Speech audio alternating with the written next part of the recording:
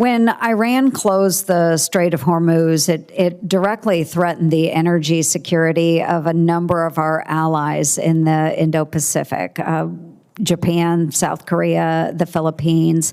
And these are key allies for us, and they assist us with the deterrence in that region.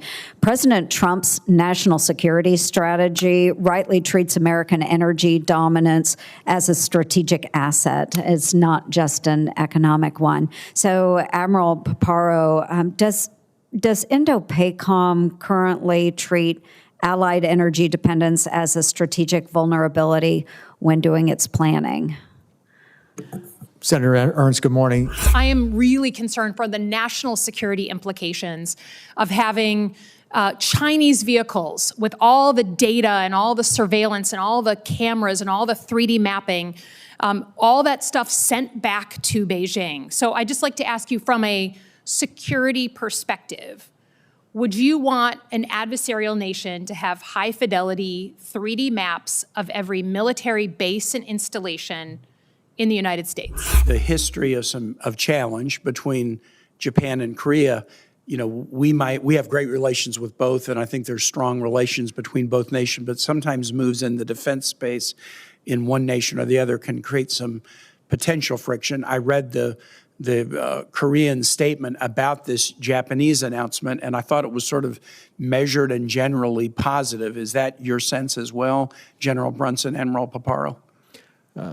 I'll say that the trilateral cooperation between... In the Indo-Pacific region, that includes several that depend upon our nuclear umbrella, our nuclear deterrence guarantees. Based on your interaction with these allies and partners, how do you believe they would view a delay or cancellation of our nuclear modernization effort, or rhetoric to that effect? And to what extent would they be concerned? And the Russians, have learned that autonomous systems in a land war is the key to success. I was in a hospital in Ukraine about a year ago and met with 10 injured soldiers. 9 of them were injured because of FPVs. 1 had stepped on a landmine, which may have been put there by a drone. So drone warfare is where the casualties are created in this war. When you think about the Western Pacific with islands fighting from one island to the next, maybe eventually on Taiwan, how do you think these systems will evolve to be useful, and what should we be doing here at home? We're certainly gaining an education here, but what should we be doing now to make sure we have the autonomous systems that'll work in a fight in the Western Pacific? The posture of the U.S. Indo-Pacific Command and U.S. Forces Korea. At the outset, I would like to thank Admiral Paparo and General Brunson for their distinguished service to our country. This committee appreciates their service, and we're grateful for the ethos that has long been the defining characteristic of America's general and flag officers. Thank you, gentlemen. We speak today and we meet today at a time of global turmoil. Despite the doubts of our own intelligence community and many others, Ukraine continues to outperform conventional wisdom. Now, in the 5th year of Putin's illegal war of choice in the Middle East, President Trump's taken decisive action to end 47 years of aggression by the Ayatollahs. But amid those wars, we must remember this: China is the leader of the axis of aggressors.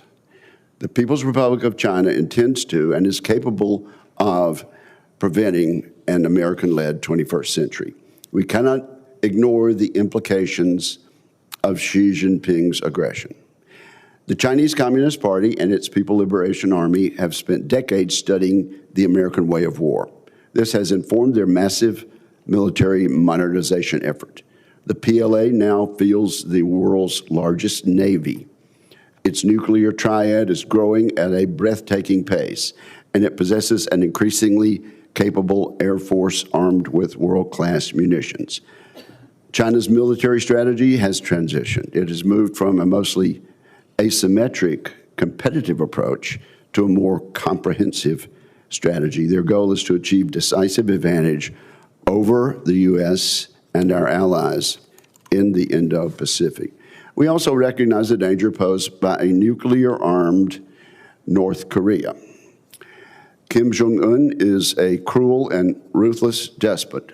Worse, he possesses nuclear weapons, and he possesses the means to deliver them. He has demonstrated a high tolerance for risk-taking, and he is backed by his nuclear-armed partners, Xi and Putin. The North Korean Army has gained valuable insights on modern warfare from its experience supporting Russia's invasion of Ukraine. North Korea will remember what it learned from drone and missile use in Ukraine. It continues to learn lessons. Right now, it is thinking about how to employ these capabilities on the Korean Peninsula.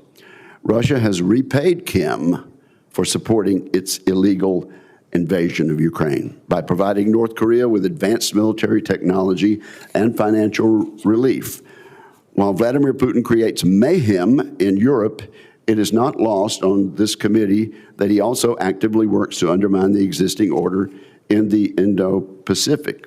Putin has revitalized his partnership with the Kim regime, and he has deepened Russia's comprehensive strategic partnership with Xi and the Chinese Communist Party.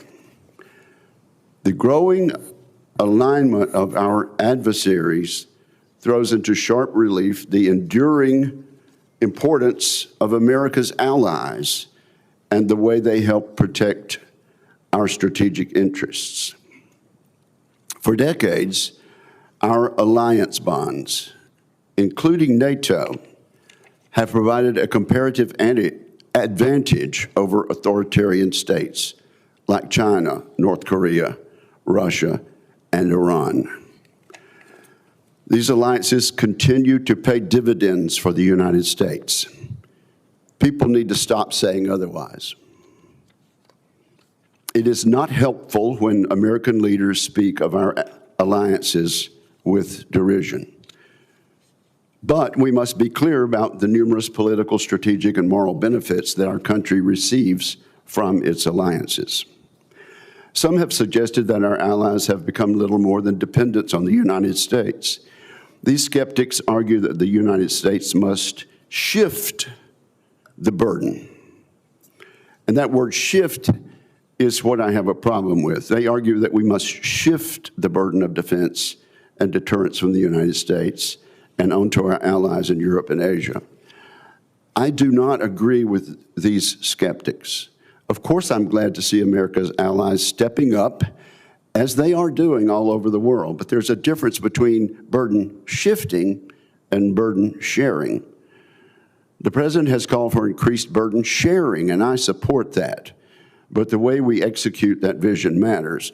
We Americans have a massive stake in maintaining a favorable balance of power in both Asia and Europe. It remains a vital interest of the United States and cannot yet be delegated to others, not even to our closest allies. Burden shifting suggests that the United States has a limited stake in conflicts that erupt or could erupt in these key regions. Burden shifting implies abdication rather than collective responsibility. Upholding our interest in the Indo-Pacific requires the cultivation of a robust alliance network, what we call burden sharing, which I agree with. The Western Pacific is far from the American homeland, and that distance has long placed a premium on strong and persistent forward presence in the region. This presence allows us to defend our interest in the Indo-Pacific and to project power from there into other regions of the world. It's worth noting that America's alliance network is comprised of like-minded democracies and free market economies. The importance of this fact cannot be overstated. Unlike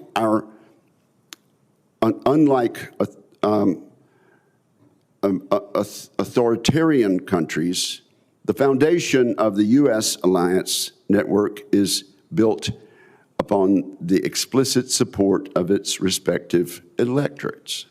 Our alliances depend on each nation's internal domestic political support. Again, this is crucial. Every military alliance requires negotiation and compromise. Every military alliance requires negotiation and compromise. Alliances, by definition, are a two-way street. They require patience and appreciation for the political drivers of the parties and a willingness to undertake political, military, and economic risk on behalf of one another. Popular support from free people gives legitimacy to those necessary compromises. We must continue to modernize our alliances to match today's threats and capabilities, but any reform should make us stronger and safer. They should not detract from the strategic imperative of deterring aggression and coercion by China, North Korea, and Russia. I look forward to hearing how our witnesses are working with our Japanese, South Korean, Filipino, Australian, and Taiwanese allies, among others, to strengthen our strategic position in the Indo-Pacific. With that, I thank our witnesses for being here, and I turn to my colleague, Ranking Member Reed. Senator Reed. Well, thank you very much, Mr. Chairman. And Admiral Paparo, General Brunson, welcome, and thank you for your distinguished service over a lifetime of dedication to the country and to the men and women that you lead. Please convey our appreciation and support for these extraordinary Americans that you command and lead. President Trump's war of choice in Iran has resulted in significant military posture changes in the Indo-Pacific region and on the Korean Peninsula. Over the past 2 months, President Trump has transferred major military capabilities out of your theaters to Central Command, including a carrier strike group, an amphibious ready group, various missile defense capabilities, and other munitions. Admiral Paparo and General Brunson, I would like to understand your assessment of the effect of these transfers on your capabilities. Long-range strike weapons and missile interceptors are not quickly replaced. At current production rates, reconstituting what we have expended could take years. The decisions President Trump has made in Iran will impact your readiness in the Indo-Pacific for a long time to come. I'm also deeply concerned about what our adversaries are learning. China and North Korea have watched the United States engage in sustained, high-intensity warfare, requiring massive expenditures of the exact munitions that are most critical for deterrence in the Indo-Pacific. I would like your candid assessments of what lessons Beijing and Pyongyang are drawing from this conflict and how those lessons may affect their long-term planning. Relatedly, Admiral Paparo, on December 8th, the President announced that he would allow the sale of advanced H-200 semiconductor chips to China, a category of chip previously prohibited because of its ability to accelerate Chinese military capabilities, including artificial intelligence. This committee has long agreed on a bipartisan basis that our national defense is predicated on maintaining a qualitative technological edge over China. I want to know whether Indo-PACOM was consulted before this decision was made and whether you believe selling advanced semiconductor chips to China is consistent with maintaining a favorable balance of military power in the Indo-Pacific. General Brunson, there are also persistent and troubling reports that the administration is considering significant reductions to U.S. force posture in South Korea. Last year, you testified that America's forward presence in Korea provides, in your words, unmatched access, unmatched deterrence at minimal cost. You also made clear that the U.S. force presence in Korea is not solely about North Korea. Our presence creates dilemmas for China in the Yellow Sea and imposes costs on Russia in the East Sea. I would ask for your assessment of what troop reductions would mean for deterrence across those threat vectors. I would also note that this committee voted to include a provision in the fiscal year 2026 NDAA to prohibit any reduction of troops in Korea without a full assessment of the risks involved and certification to Congress. Admiral Paparo, General Brunson, you lead our forces in the most strategically consequential theater in the world. postured against the most capable potential adversaries the United States faces. The decisions being made in the White House right now on its wars of choice, on munitions, on semiconductor sales, on America's alliances, will determine whether deterrence holds. I thank you for your leadership at this critical time, and I look forward to your testimony. Thank you, Mr. Chairman.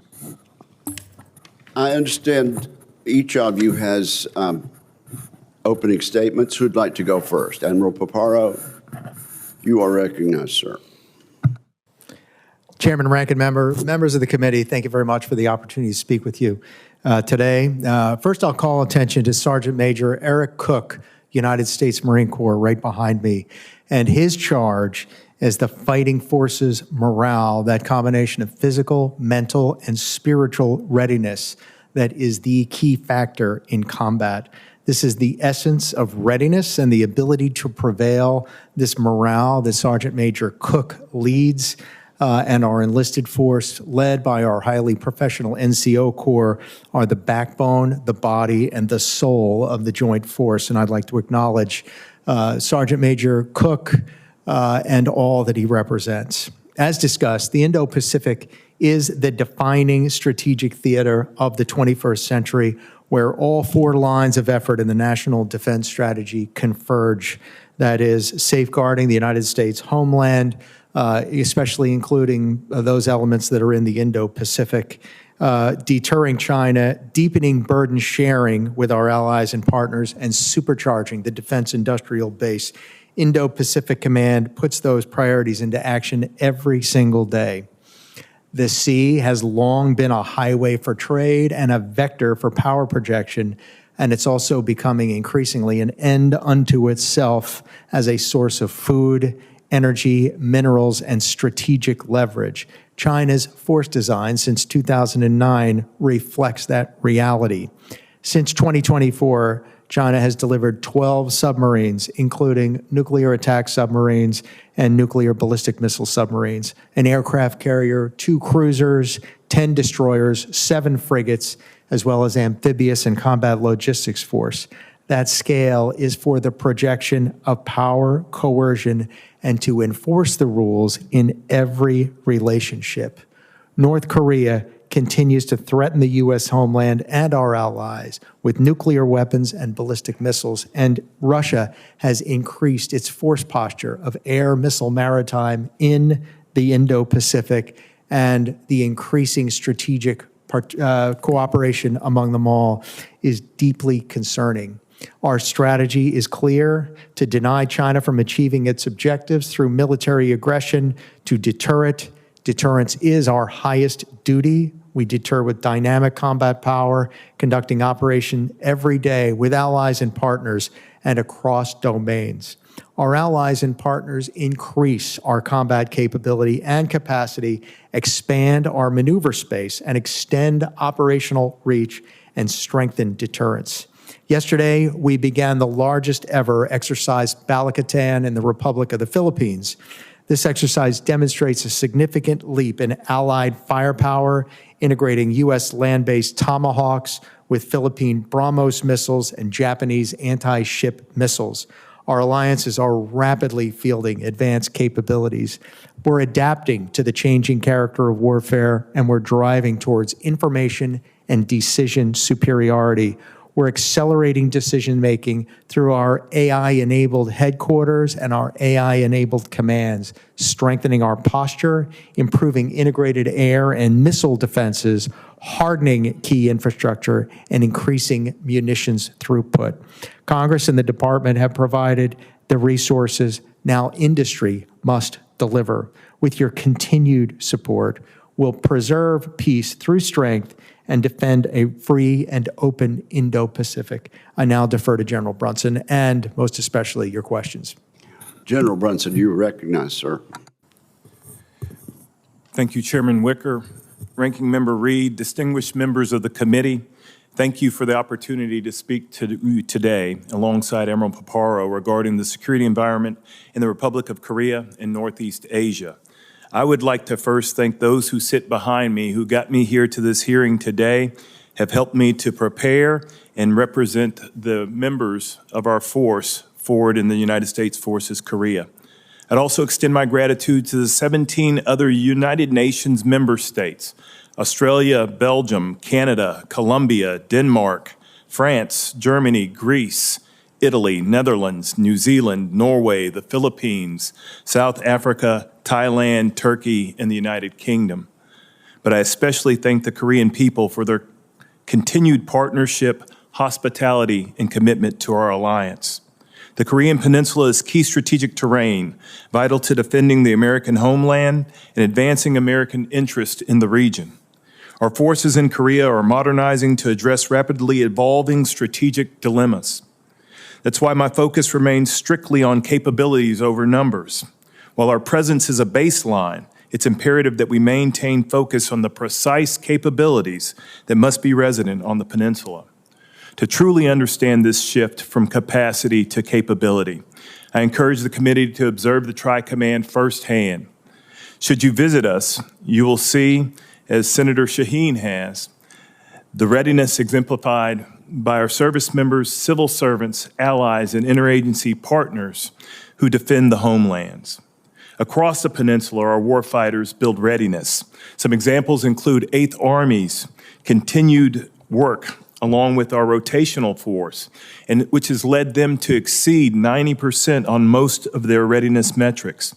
The continued integration of 7th Air Force, Marine Corps Forces Korea, Naval Forces Korea, Special Operations Command Korea, and Space Forces Korea. Those components into Indo-PACOM exercises demonstrate the potential to project power from Korea in support of deterrence across the greater Indo-Pacific. A key component of readiness is our facilities. We are improving our infrastructure to synchronize U.S. Space Forces and other components while seizing theater opportunities to conduct integrated sustainment and forward repair with our allies, partners in the joint force. And across the information domain, we not only communicate the centrality of the region to American interest, but actively maneuver to neutralize misinformation and disinformation. The Tri-Command, United Nations Command, Combined Forces Command, and U.S. Forces Korea stand ready and capable to support a favorable balance of power across the region that deters aggression, supports a free and open Indo-Pacific. Our presence in the region is a driving force that has evolved our alliances over decades from dependencies to true partnerships. While our cooperation and commitment to the region has maintained the armistice and deterred large-scale conflict, our forces must remain vigilant. Together with the Department, our interagency teams, the United States Congress, and our multinational allies and partners, we will continue to demonstrate American strength in the region so that a favorable peace prevails.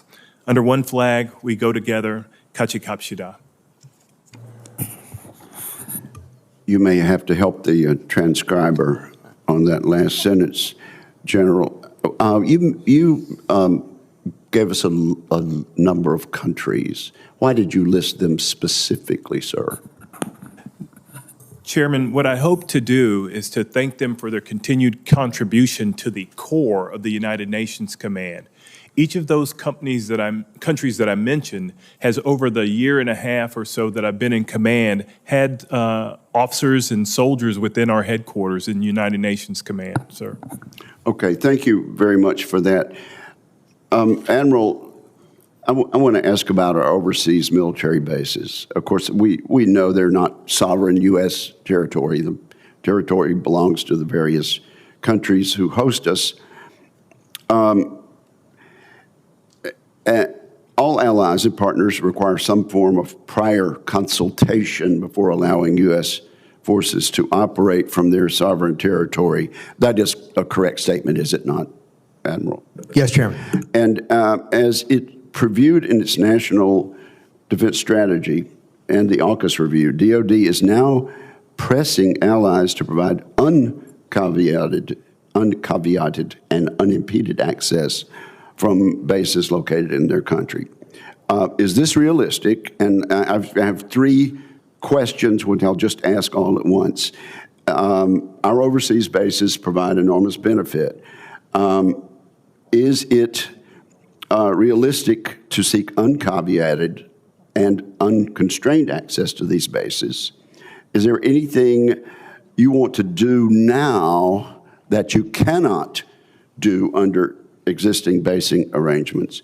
And is it realistic to expect our allies, even our closest ones, to provide unfettered access, basing, and overflight with no operational restrictions? Chairman, I think that it's sensible to gain assurances that in the unforgiving hour, we'll be able to employ those bases for our own planning.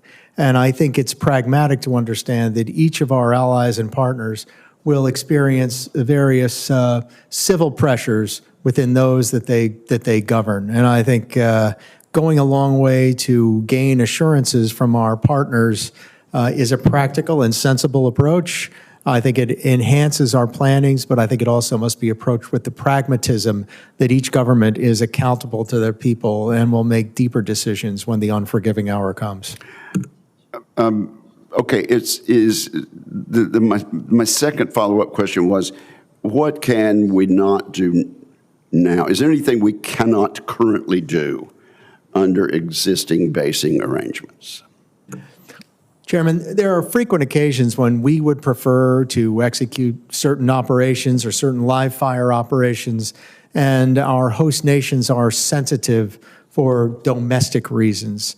And so it's always a negotiation with our allies and partners, and we always do so within the faith that our allies and partners want to go as far as they practically can. But certainly there's always limits on, or there's, I should say there's frequently instances where there's things that we would like to do, but we can't do it because the host government is sensitive to public opinion. It is in the presence of populations, and we work through it with good faith. Okay, and then in the minute and a half we have, let's talk about replacing both exquisite traditional munitions and newer low-cost munitions. We fired a lot of weapons in Operation Epic Fury. Secretary Feinberg has a plan to increase production of exquisite munitions, such as those made by Lockheed and Raytheon. Will that take time, and can you give us an idea of how much time? And is it time also to go all in on low-cost munitions, including cruise missiles, hypersonics, long-range drones, and unmanned surface vessels? Senator, yes and yes, and the traditional defense primes have to innovate to go faster. I think it'll take 1 to 2 years for them to scale. It won't be soon enough.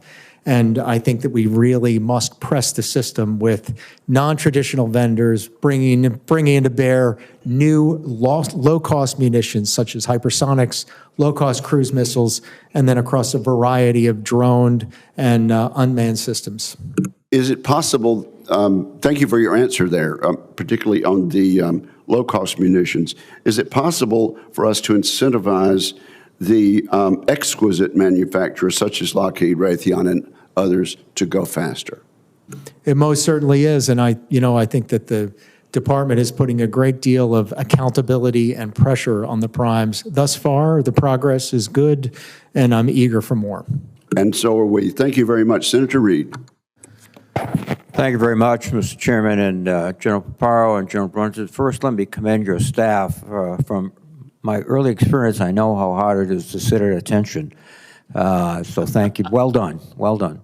Admiral Paparo, I'll just follow on the Chairman's question, which is basically we've extended a great deal of ordnance in the Iranian combat.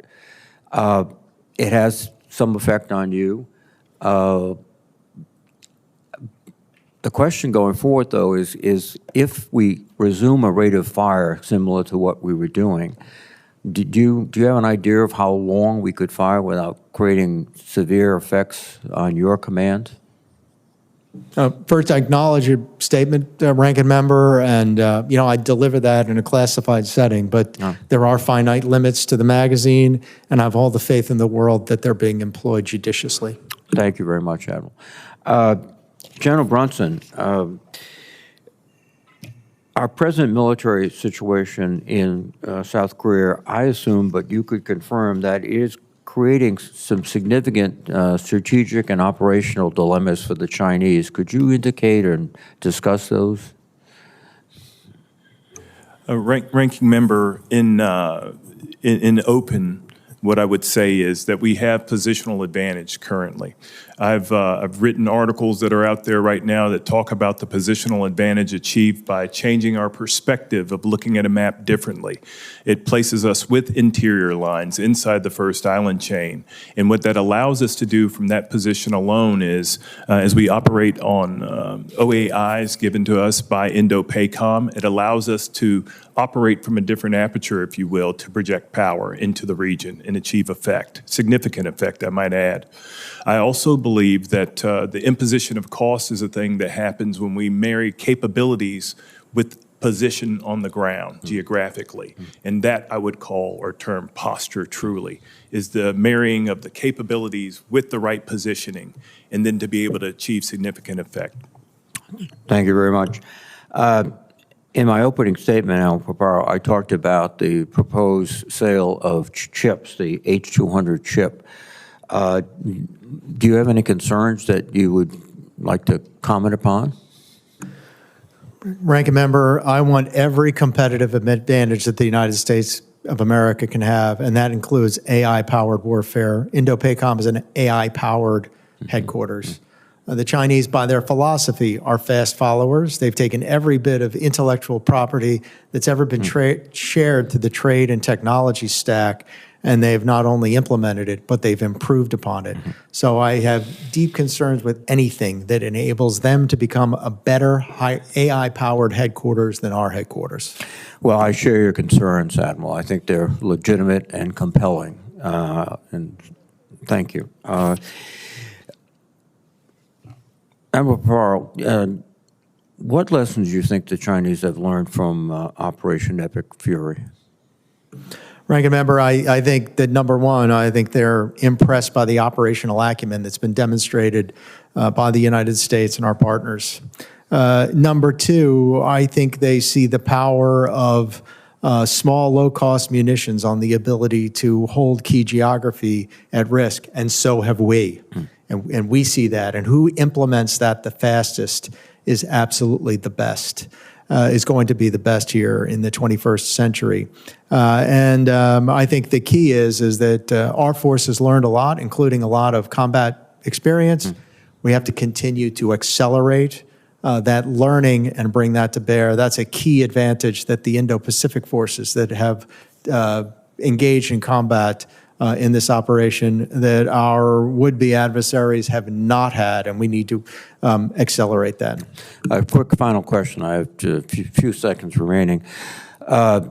There is roughly analogies between the situation in Taiwan and Ukraine. Asymmetric warfare will be what the Taiwanese practice against the Chinese. So are we focusing now on the lessons from Ukraine, drone warfare, all of the ingenuity of the Ukrainians? Is that the approach that we're taking with the Taiwanese? Sir, that's a key emphasis. You're quite well aware of the hellscape strategy, the fact that low-cost munitions, drone war makes assault much, much more costly to assaulting forces. Bringing those lessons to bear to the max extent possible is an imperative.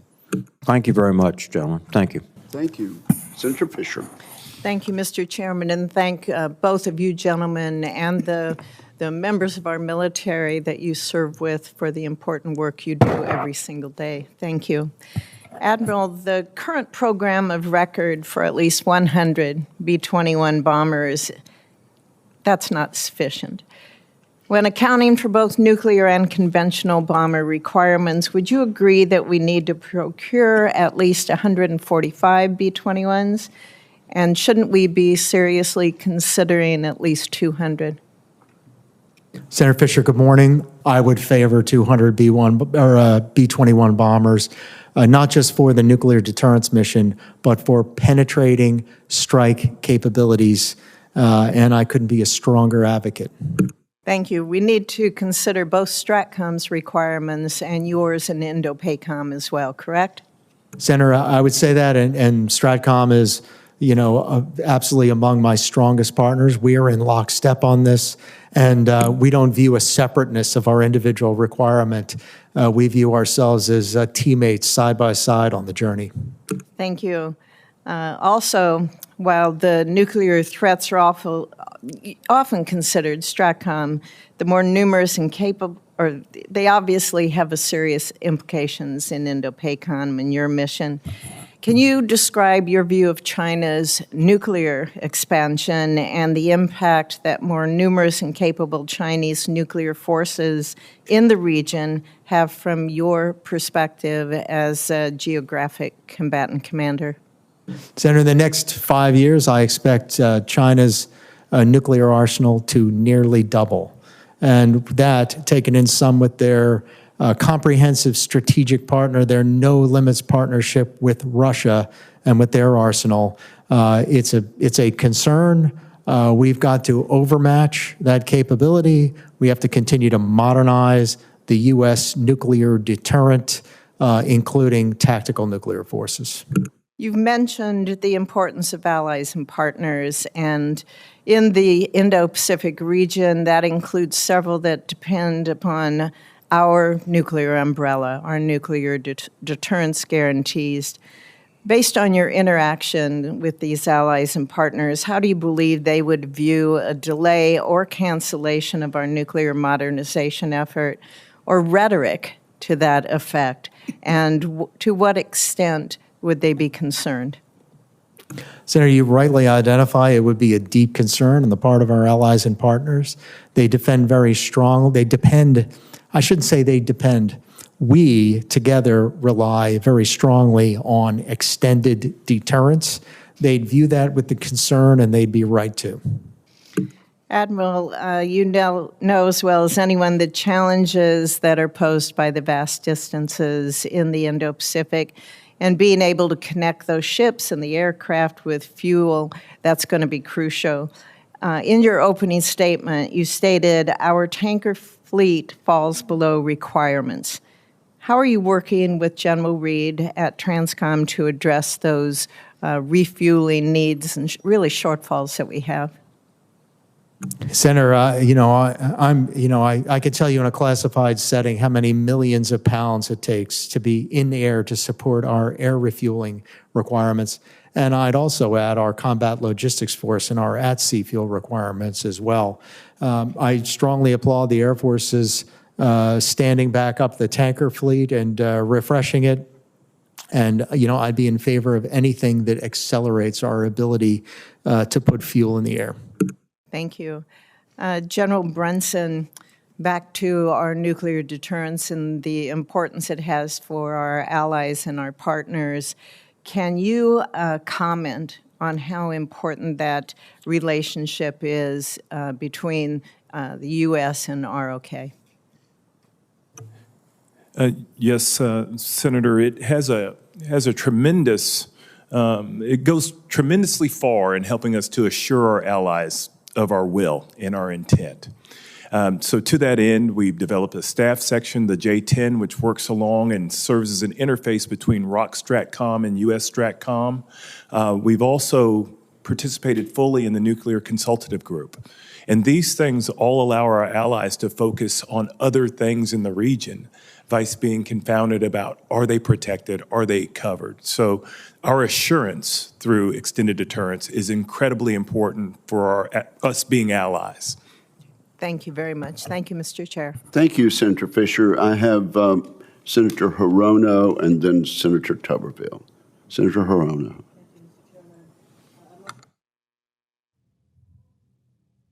Thank you very much for your service and leadership. Admiral Paparo, you've been very candid about your concerns with the U.S. military's magazine depth over the last several years, and of course with the illegal war in Iran. And you noted today that you believe that the magazine is being judiciously employed. I'm not so sure about that, but you did note that we need to have a better mix. I think that's where you were going. Better mix of the exquisite, high-cost, low-volume systems with affordable, high-volume munitions. You did note that that we are working with non-traditional vendors to help us produce these other types of munitions. So I'm curious to know that how are we doing that? Are we providing encouragement to these non-traditional vendors to help us with providing the unmanned systems and the other munitions that you are seeking to develop? Morning and Aloha, Senator. Aloha. Yes, most certainly. First is that we, working with the Defense Innovation Unit, we have funded multiple tests, including the employment of a low-cost hypersonic weapon off of U.S. aircraft this summer. And so, yes, we've encouraged, yes, we've advocated for DIU experimentation, and we've advocated very strongly with the department for contracting these capabilities. Those contracted capabilities are reflected in this year's budget submission with orders in the hundreds, if not thousands, of these systems. That's an area that I would like to provide more support, because clearly we need to really move toward the kind of innovations that you have very much advocated for the times that I have worked with you. So thank you very much for your continuing leadership in this regard. I did want to mention that although you are not directly involved with the military services continuing negotiations with the state of Hawaii regarding extending the use of very critical military training lands in Hawaii, without those training lands, for example, it would be very hard to justify the Army's presence in Hawaii and therefore the impact on national security. So I just wanted to bring the importance of the significance of these negotiations, and particularly for the Army to continue to negotiate in good faith with the state to come to a resolution acceptable to all parties and not short-circuit the discussions by seeking to condemn the land without fully exhausting the avenues. And I just wanted to get your brief thoughts on the importance of these negotiations and how these negotiations should proceed. Senator, engagement is critical. Pahakalua is absolutely indispensable to the nation's defense. It's indispensable to deterrence here in the Indo-Pacific. And I'm strongly in favor of every effort that leads to a favorable outcome to maintain 25th ID and, in fact, United States Army's continued usage of Pahakalua training area, as well as all of the other key land lease issues that we're dealing with in the state of Hawaii, which also includes Air Force, Navy, Space Force, and then Marine usage. And so across the Joint Force, I'm strongly in favor of building towards consensus and sensible solutions. I think the key words here are consensus, because I think it would be not in the interest of the military's presence in Hawaii if these negotiations are somehow short-circuited and there is resort to condemnation. That would not go over very well, I would say, with the people of Hawaii. So any input that you have toward those kinds of negotiations would be much appreciated. Admiral, we are seeing increasing cooperation between Iran, Russia, North Korea, and China. And as U.S. forces remain heavily engaged in the Middle East, how are you working with the regional allies, particularly Japan, Republic of Korea, and Australia, to increase cooperation and coordination among our partners in the Indo-Pacific AOR? Senator, all those relationships are on a strong, strong upward trajectory, including the relationships among them. And it is a daily matter of duty to work closely with all the allies. I just also want to mention that as we talk about the importance of strengthening our allies, we should not forget our compact island nations and the fact that we should be working very closely to support our compact nations and other island nations, as China is very much extending itself in the Indo-Pacific area with regard to establishing stronger relations with Palau, Marshall Islands, Micronesia, other island nations. Let's not forget our island nation partners. Will do, Senator, and Republic of Palau, Federated States of Micronesia, Republic of the Marshall Islands continue to be areas of Chinese encroachment across the gray zone, across elements of elite capture, and maintaining a close focus on those relationships is incredibly important to the defense of the United States of America. Thank you, Mr. Chairman. And our relationships with those peoples are very strong and appreciated. Senator Tuberville. Thank you. Good morning, gentlemen. Admiral, what flexibility and capability does Indo-PACOM gain if we were able to field 16 Columbia-class submarines versus 12? Senator, good morning. It's the addition of 64 missile tubes. It would enhance our ability to provide extended deterrence. It would enhance our overall readiness, not just for strategic weapons, but for tactical weapons. And I'm strongly in favor of enhancing that. And you'll find me a strong vote yes on increasing our Columbia inventory. Thank you.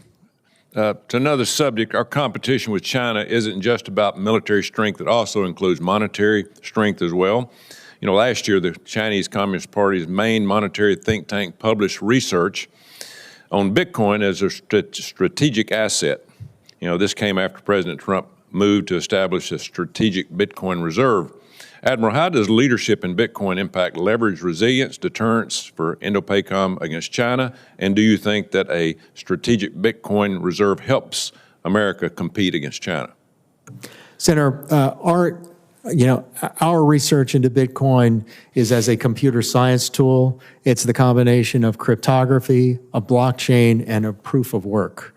And Bitcoin shows incredible potential as a computer science tool that through the proof of work protocols it actually imposes more cost than just the algorithmic securing of networks and our ability to operate. And Bitcoin is a reality. It is a valuable computer science tool as a power projection. And outside of the economic formulation of it, it has got really important computer science applications for cybersecurity. Thank you. What recommendations do you have for us here in Congress on how the U.S. can lead on Bitcoin competition? I'd have to go deeper on that with you for the record, and I can go deeper on that case. But Bitcoin is a reality. It is a peer-to-peer, zero trust transfer of value. Anything that supports all instruments of national power for the United States of America is to the good. Thank you. I'll have to go back and listen to that answer to kind of decipher it. Most of us you're way over our head. Go ahead. General, what we're seeing as far as changes in strategic environment with respect to North Korea, what are we seeing? Senator, thank you for the question. One of the things that we're seeing, if we were to just take this from political, military, and then just informational or intelligence view, what we're seeing with them is politically, KJU is firmly in his seat. I think militarily, what we see is a more experienced force that's been forward into the conflict in Ukraine, come back, trained other forces, and taken best advantage of the offsets that were learned in that fight and begun to employ them in their training. Informationally and through intelligence, what we find is a continued isolated population in that country and less communication south with the government in Korea. There are no overtures toward peace from the north to the south, and we see increasing hardness, if you will, in terms of that relation. So every overture is rebuffed, and there are no more outreaches from the north to the south. What kind of reactions are you seeing from the conflict in the Middle East, from the North Koreans? Senator, as mentioned in closed, we are seeing reflections, and I would just say they're watching that with a wary eye by virtue of the use of munitions and the things that we've done in that conflict currently and how quickly that occurred. Thank you. Thank you, Mr. Chairman. Thank you, Senator Tuberville. And Admiral Paparo, I believe you told Senator Tuberville that you hope to supplement your answer on the record with regard to Bitcoin. Yes, sir. I will respond on the record also. Thank you very I'll put it in plain English, too. Thank you. Senator Tuberville will not be the only one who goes back over that. Senator Blumenthal. Thank you, Mr. Chairman. Thank you both for your service and really critical roles. Admiral, I apologize that I was unable to attend the closed session because of a conflict. So my question really is based on public reporting, and I know that there was some coverage of various topics in the closed session, but I am tremendously concerned about the impact of the transfer, the drawdown of munitions and capabilities to the Middle East. I'm under the impression that the impact has been serious. Would you agree? Well, Senator, I think we maintain deep magazines, and there's no walking away from the quantitative use of weapons. And our way forward is to supercharge our defense industrial base, and equally important is to innovate with non-traditional primes. Would you agree with me that the American people really need and deserve to know more about what the impact will be so they can appreciate the seriousness of the costs of the Iran war and the really urgent need to replenish and restock munitions and other resources for your command and others? I acknowledge it, sir, and the Secretary is addressing it as I can see. Well, I hope that there will be more truth-telling to the American people about the need to build the industrial base and to provide more of the resources that you need, because otherwise the American people are just going to assume we don't have any need to do it. The cooperation between Russia and North Korea is deepening militarily. My understanding is that North Korea has transferred millions of artillery shells, rockets, ballistic missiles, and other resources to Russia for use in Ukraine, and that North Korea has provided more than 10,000 troops right now actually fighting on the front line in Ukraine. Is that correct? That's correct, Senator. Thank you, General Brunson.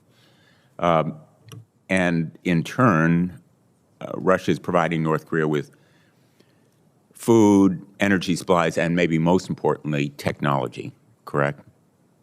Yes, Senator, that's correct. How significant, in your view, militarily is that cooperation? And I understand it's growing. Yes, Senator. It's significant due to the fact that they're able to alleviate their research, development, training, and evaluation, or testing and evaluation. They're getting ready-made equipment, they're receiving training, they're putting those things into operation immediately. Admiral, I was very interested in your 3 meta trends in your testimony, and particularly as to the growing capability of asymmetric warfare, cheap, masked, unmanned warfare. We've seen it in Ukraine. I assume your comments are based on the Iran war as well. How does that bear on the Chinese calculus, given that Taiwan is smaller, fewer numbers of troops, but highly capable in cyber and also in providing those unmanned asymmetric forces against maybe a very significant Chinese invasion, but maybe something that the Chinese ought to be more wary about? Senator Blumenthal, I think the Chinese are deeply worried about it, and they're trying to reckon with it as we do, which I think that why all of us together have got to reckon with these three metatrend and the megatrend around it and the changing character of warfare. I think that their view is that they want to build a drone force that would be a vanguard of an assaulting force. And in the end, all things being equal, the mass deployment and employment of cheap expendable munitions will favor the defensive so long as we pursue it fully, with mass, with numbers, with sustainability, and with AI tools that enable us to command it and outmatch our potential adversaries. In other words, as long as we continue supporting Taiwan with those resources. Yes, sir, and Taiwan's continued pursuit in and of itself of its own defense, which is a key factor. Thank you. Thanks, Mr. Chairman. Thank you, Senator Blumenthal. Senator Ernst. Thank you, Mr. Chair. And again, thank you so much, gentlemen, for being here today. We appreciate your service as well as your teams in protecting our great nation. When Iran closed the Strait of Hormuz, it directly threatened the energy security of a number of our allies in the Indo-Pacific. Japan, South Korea, the Philippines, and these are key allies for us, and they assist us with the deterrence in that region. President Trump's national security strategy rightly treats American energy dominance as a strategic asset. It's not just an economic one. So, Admiral Paparo, does Indo-PACOM currently treat Allied energy dependence as a strategic vulnerability when doing its planning?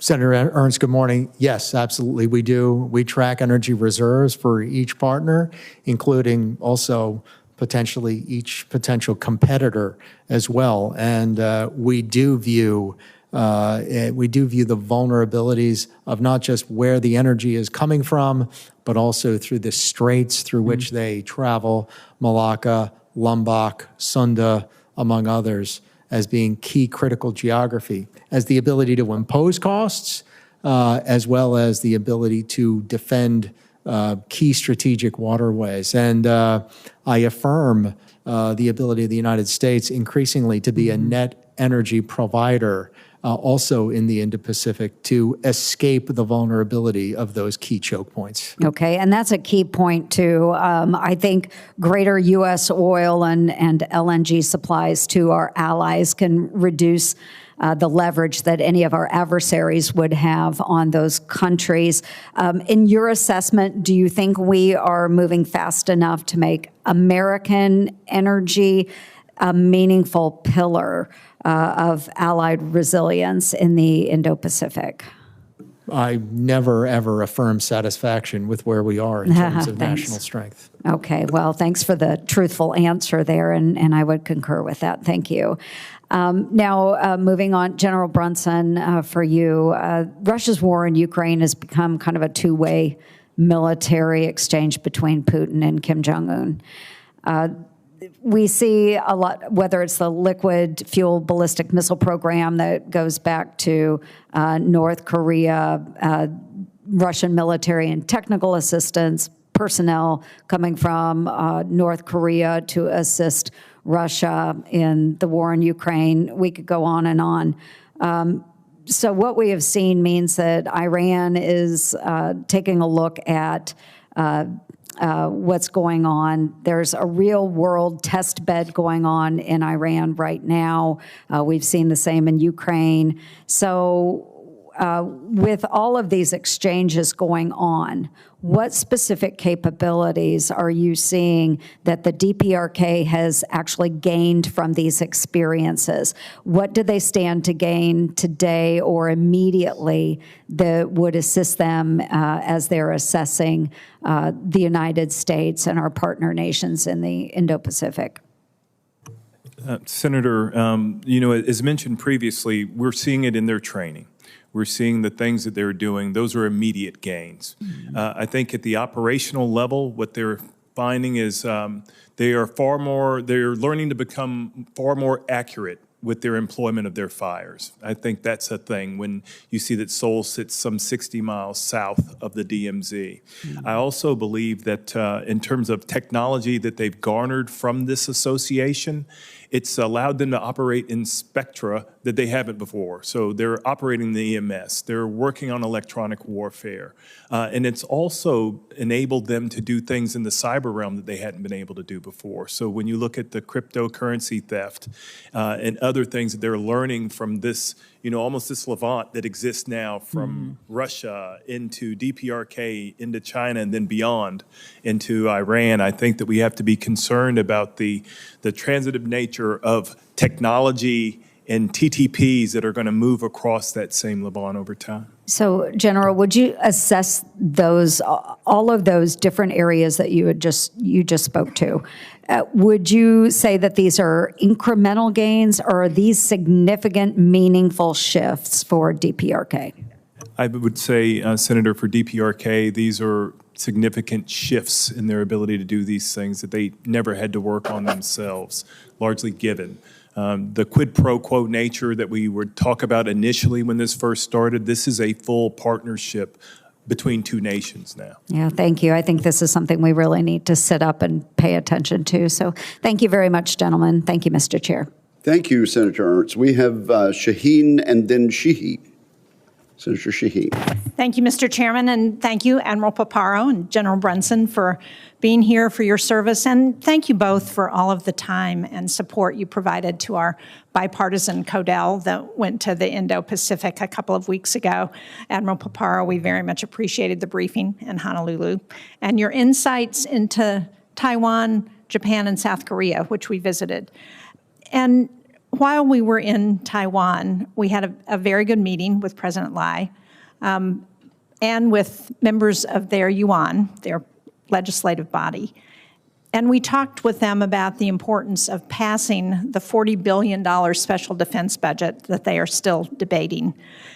Can you speak to why this is important and your perspective on how important it would be for Taiwan to pass that special defense budget? Good morning, Senator Shaheen. First of all, nothing has changed in the American policy on Taiwan and the 3 communiques, the Taiwan Relations Act, the 6 assurances. Our foreign military sales with Taiwan are not out of the norm over the, almost 50 years of Taiwan Relations Act. And so we can't want Taiwan's defense more than they want it itself. And it's not a chicken and the egg, because you're not going to get chicken or eggs if you starve the chicken. So it's very important for them to fund their own defense. Well, thank you. I agree. And we made the case that there were 2 reasons to pass it. One was to send a message to China, but also send a message to the American Congress, which is very supportive of Taiwan and would like to see this action taken. General Brunson, you kindly mentioned our visit to Camp Humphreys. I was very impressed by that visit, and it was my first time, so it was nice to hear the perspective from all of the men and women serving there. And in South Korea, we also had a very good meeting with the Lee administration, who President Lee was very focused on reaching the transfer of OPCOM by the end of his administration. Now, you talked about the importance of capabilities versus capacity, which was a point that we made to him as well. But can you outline what the key capabilities are that the U.S. provides and that we need to continue to provide for the foreseeable future? Senator, first, thank you for your visit. It means a lot when we get a touch of home when you're 13 hours off, like I know my wife's not watching this right now. But it means a lot when we have you all come out and visit us. So please come back again. When we look at the things that we provide right now, there's no true analog to critical but more limited in Hangul. So what we have to do is really take a look at, and as I'm sure you were involved in conversations about this wartime OPCON and that it's a conditions-based transfer. as we continue to ferret out the conditions and the capabilities that have to be resident within that Republic of Korea force for us to do this, maintaining conditions-based for this transfer, I think that we'll learn over time what things we're going to still need to do alongside our partner. I can't give you an answer on that right now, ma'am, because we have to continue to work to ensure that political expediency doesn't outpace the conditions. We've got to stay focused on the conditions because the United States is safer that way and the Republic of Korea is safer that way. So we'll continue to focus there.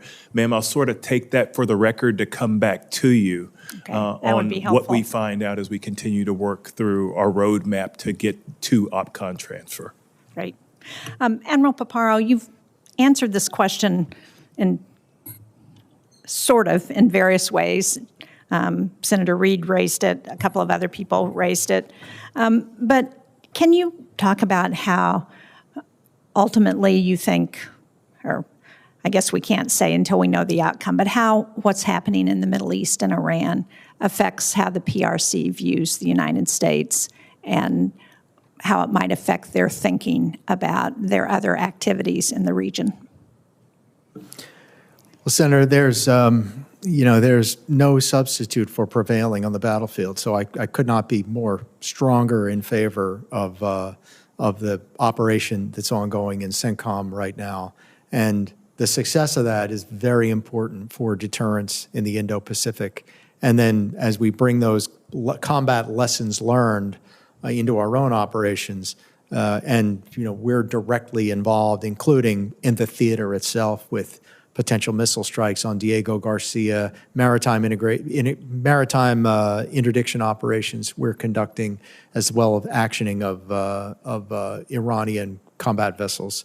And so I think that what I want the PRC to see is that the United States employs capability and will in response to aggression. And I don't want them to doubt that in any way, and that supports deterrence, and deterrence is our highest duty. Thank you. Thank you, Mr. Chairman. Thank you, Senator Shaheen. Senator Sheehy. Good morning, gentlemen.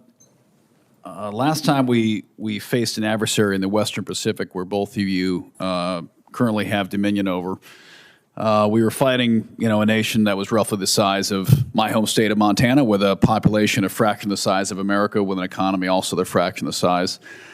And we had a robust industrial base that was capable of mass manufacturing at scale relatively quickly. Today, our adversary will be the size of our entire nation, with a population roughly 4 to 5 times the size of our own, with an economy that's comparable. We'll face a considerably more challenging military and economic picture should the unthinkable happen. Admiral, I'll start with you. Do you feel our current fleet makeup, both in size and ship composition, is what you would need if you were fighting the fight in the Western Pacific? And if not, what does it need to look like from a quantity as well as composition standpoint to be the fleet that you need to win? Yes, sir. The year Senator, good morning. The year I came into service, America delivered an aircraft carrier, 5 attack submarines, a ballistic missile submarine, 2 cruisers, 5 DDG-51 class destroyers, a Knox class destroyer. In fact, in total, 40 years ago, America delivered 31 warships in a single year. That was on a $4.5 trillion economy with a total population that is 2/3 of the current size of the United States of America. So reindustrialization of America is a strategic imperative, especially per my opening statement. So I think that, and I think new habits of mind, new habits of action, commercial and defense innovation, commercial and defense integration are strategic priorities for the 21st century. And despite the changing character war of drone warfare, of cheap strike, is that moving energy, mass, and people over long distances by sea most efficiently and by air most quickly will continue to be a timeless element of combat power. What class of ship do you not have that you feel that you will need? I don't have enough amphibious ships. We don't have enough surface destroyers. We certainly don't have enough attack submarines, and our trajectory is on the wrong side. I would favor greater amounts of combat logistics force ships. I'd favor a great number of medium USVs, unmanned surface vessels with the ability to provide fires, sensors, decoys, the ability to do long-range distributed ASW. So I'd see that. And we are currently on a trajectory to employ, or rather to acquire thousands of smaller unmanned surface vessels. I think our fleet designs within the last Battle Force assessment, our last BIFSAR, is a really good leaping off point for what the future force design is going to be. But I'd favor greater mass and scale across every class of ships, and then include medium and large unmanned surface vessels for that purpose. Well, quantity has a quality all its own, and replaceability and speed of that replaceability are key. I think it's fantastic that we have a White House and a bipartisan Senate and House, and of course, our Secretary of the Navy and SecWar are all talking about shipbuilding, which is the first time we've ever heard that in 40 plus years. I think that's a good thing.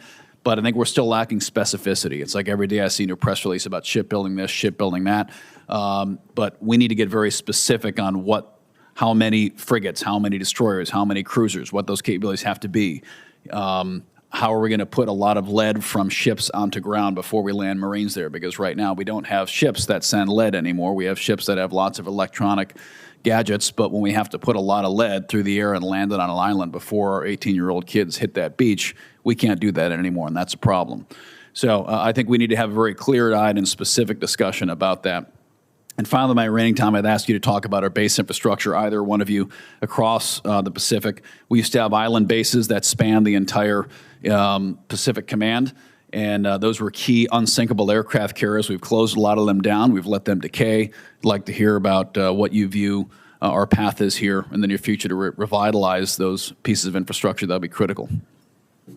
Senator, we are in the process of greatly building out our key critical basing infrastructure throughout the Pacific with key projects, Tinian Saipan in the Marianas, that's U.S. sovereign homeland, with projects in the Federated States of Micronesia, in the Republic of the Marshall Islands, our efforts in Palau, and then through our UMMC, enhancing our capabilities for our rotational forces with Australia, as well as upgrading our bases currently. For a lot of our basing support, we ask for the committee's continued commitment to H-2B visas.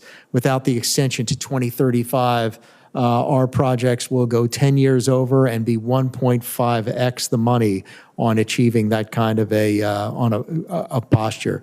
As we're thinking about the 21st century, we think about it as in terms of bases, or rather I should say places, and not necessarily bases with that kind of footprint, but having distributed stores, having distributed piers, ports, energy capability throughout the Indo-Pacific that diversifies our footprint. It doesn't concentrate us in one place, and it allows us the principles of expanded maneuver.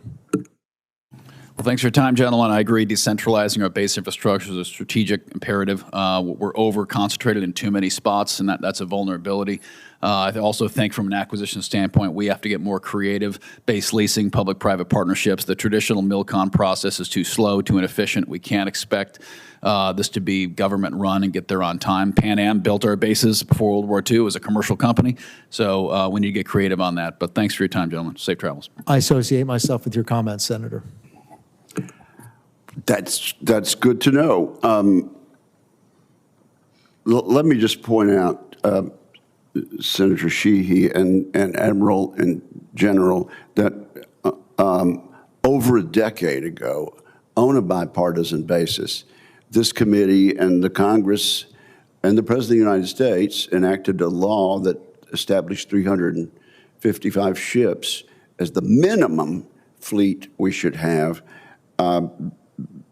Clearly, there's going to have to be more specificity as we actually begin to order those and start laying the keel. But that has been the bipartisan policy of the United States of America for over a decade. And I, too, join Senator Sheehy in being heartened that even in a climate when there's much disagreement on very significant issues between Democrats and Republicans and House members and Senate members, there is consensus on that, and we need to take this opportunity to move on that. With that, I will recognize Senator Kane. Thank you, Mr. Chair, and to our witnesses. I appreciate your testimony. My first question is sort of some news of the day. So, Admiral Paparo, you talked about the joint exercise going on between the U.S. and the Philippines right now. During that exercise, Japan is a participant for the first time rather than just an observer. And Prime Minister Takaichi just in the last couple hours announced that Japan is now going to allow robust export of lethal defense technologies. The sort of pacifist post-World War II Japanese constitution meant they did not allow export of defense items. More recently, they've allowed specific exports of search and rescue, minesweeping, surveillance, but now they're going to allow the export of lethal defense items to the 17 nations with which they have defense agreements, including the United States, UK, and other allies. I know what China thinks about this. They hate it. How does the U.S. view this, and how do allies in the region view this? Well, Senator, I could not be any more, supportive of the U.S.-Japan alliance. I mean, that's the understatement of the year, is that it's absolutely the centerpiece of our system of network and alliances in the Indo-Pacific. And my appreciation for Japan's leadership in this is meeting the day, is that in the way that that Prime Minister Shinzo Abe coined the phrase, the free and open Indo-Pacific. Prime Minister Takaichi is demonstrating that same kind of leadership, transformational leadership, and Japan is demonstrating transformational leadership in the Indo-Pacific, including their participation in exercises, the bilats, the reciprocal access agreements that they're executing with our partners and allies throughout the Indo-Pacific. It's important to continue co-production with the Japanese under conditions of operational and information security. We're strongly supportive. It's one of the absolute bright spots in the strategic environment. One of the issues that we've often had in the past is the history of challenge between Japan and Korea. We have great relations with both, and I think there's strong relations between both nations, but sometimes moves in the defense space in one nation or the other can create some potential friction. I read the Korean statement about this Japanese announcement, and I thought it was sort of measured and generally positive. Is that your sense as well, General Brunson, Admiral Paparo? I'll say that the trilateral cooperation between the United States, the Republic of Korea, and Japan continues to be on an upward trajectory. It's been the sign of great leadership both in Japan and Korea. And in my view, that continued progress has continued into the Lee administration as it was in the Yoon administration. And I'll pass over to General Brunson. General Brunson. Yes, sir. Senator, I would wholeheartedly agree with that. And there are future opportunities. We're talking about Balikatan right now, but we've got RIMPAC that's coming up soon. And they'll be ship to ship. They'll be side by side in that. We had Cobra Gold recently, where both Japan and Korea were there on those exercises. So we've got to continue through the Indo-PACOM exercise program, continue to make sure we bring our teammates together. And then existentialism has a quality all its own as well. When you have two great nations, partners of our own, who are increasingly under threat and coercion from China. Well, I think a lot of credit goes to Japan and Korea for this. But I also think while we're on the subject of bipartisan advances, this is something where the U.S. has really played, I think, a very helpful role in dialogue with both of these allies to help them grow closer. And so give them credit, give their civilian and military leadership credit. I think presidents of both parties in recent years have really helped them grow closer, and you guys get credit for that too, and I appreciate it. One last question about AUKUS. I was in Australia recently, Admiral Paparo, and really trying to dig in 37 events in 7 days in 4 cities. Is Australia sort of meeting its commitments under Pillar 1 and Pillar 2? And I heard a lot, answered some tough questions on our end, and I was impressed. But I wonder, are you satisfied with the pace of upgrades to Sterling that could support the increased rotational presence of U.S. Virginia-class submarines? Sir, from a shore power standpoint and from the capability that they have, with a tender and a marine security detachment, we could move submarines to Sterling today. That's been the progress at Sterling. I laid eyes on it multiple times. The commitment is there. The progress is there. The place where we have to make the most progress is in the defense industrial base to deliver the capability. But our partners in Australia, UK, through Pillar 1 and Pillar 2, is that it's been full throttle. Now it's now as much up to industry as anything else to deliver. Great message, thanks. Thank you, Senator Kaine. Our 2 senators from Florida keep tripping over themselves trying to defer to each other. I think the latest is that Senator Scott is recognized. Thanks, Senator Moody. Admiral Paparo, General Brunson, thanks for being here. Thanks to the men and women that serve with you. So thanks for defending the freedom of this country.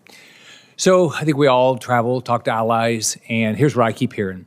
They want to buy our weapons, but the FMS process has got a bunch of issues, and they can't get the weapons in a timely manner. I think part of it's the government, part of it's our defense prime's fault. Can each of you explain why it's so beneficial for our allies and partners in the Indo-Pacific to buy American-made military equipment?